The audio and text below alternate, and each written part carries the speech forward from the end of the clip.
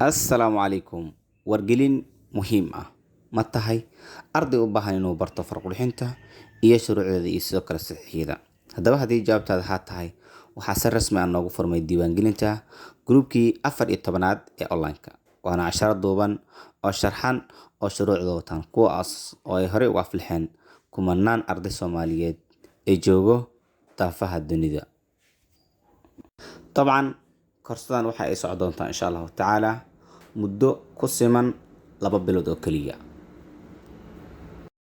Haddaba si aad iska diiwaangeliso korsadan, waxaad la xiriirtaa lambarkan kaaga muuqda shaashada, call ama whatsapp tii aad doontaba.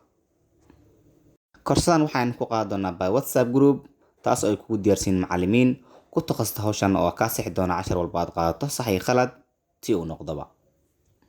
Sidoo kale haddii aad u baahan tahay inaad ku qaadato si offline ah, waxaad booqan kartaa xarunteena Muqdisho, gaar ahaan isgoyska Baarwax degmada Howlwadaag. Waxay shaqeysaa maalmaha Khamiis iyo Jimcada labada gelin, iyo sidoo kale maalmaha caadiga ah sida Sabtiga, Axadda iyo Isniinta gelinka dambe.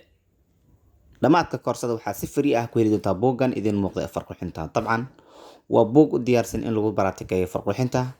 Waxa uu leeyahay layman, waxaana kuu qoran sadaka ugu horeeya sida kaaga muuqato videogan. Wuxuu qorayaa ardaygan casharkii buugga. Wuxuu ka kooban yahay ilaa dhowr page oo markaas aad ku baraatikeey karta farqurxinta guud ahaanba.